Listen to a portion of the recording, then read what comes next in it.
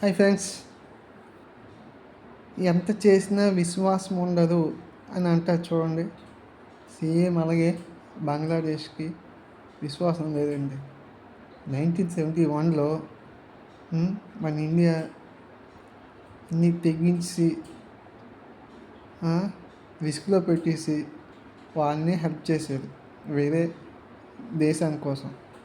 అప్పుడు బంగ్లాదేశ్ ఫామ్ అయ్యింది పాకిస్తాన్ నుంచి. బాబోయ్, మీ పాకిస్తాన్ నుంచి ఉండలేము, మేము వేరేగా వచ్చేస్తామంటే అప్పుడు ఇండియా హెల్ప్ చేసింది.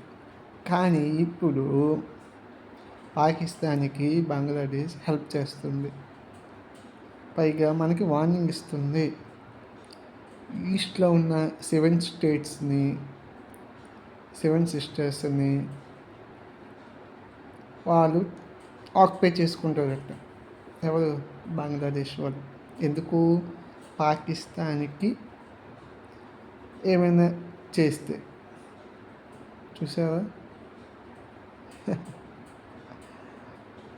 అంటే డైరెక్ట్గా చెప్పేసింది మేము పాకిస్తాన్కి హెల్ప్ చేస్తున్నాము అని. ఇప్పుడు ఎలా ఉంటుంది? పాకిస్తాన్కి మనం ఒకవేళ ఫైట్ చేస్తే వాళ్ళంట ఈస్ట్లో ఉన్న 7 సిస్టర్స్ అనే స్టేట్స్ 7 స్టేట్స్ని వాళ్ళు ఆక్యుపై చేసుకుంటారట. విన్నారా? అలా ఉంది మరి. కానీ అందుకే మన ఇండియా అన్నీ అబ్జర్వ్ చేస్తుంది. ఎవరు హెల్ప్ చేస్తున్నారు, ఎవరు మనకి నెగిటివ్గా ఉన్నారు, ఎవరు పాజిటివ్గా ఉన్నారు అని. వాడు చేయలేక కాదు, వారు అంత త్వరగా చేయదు అండి.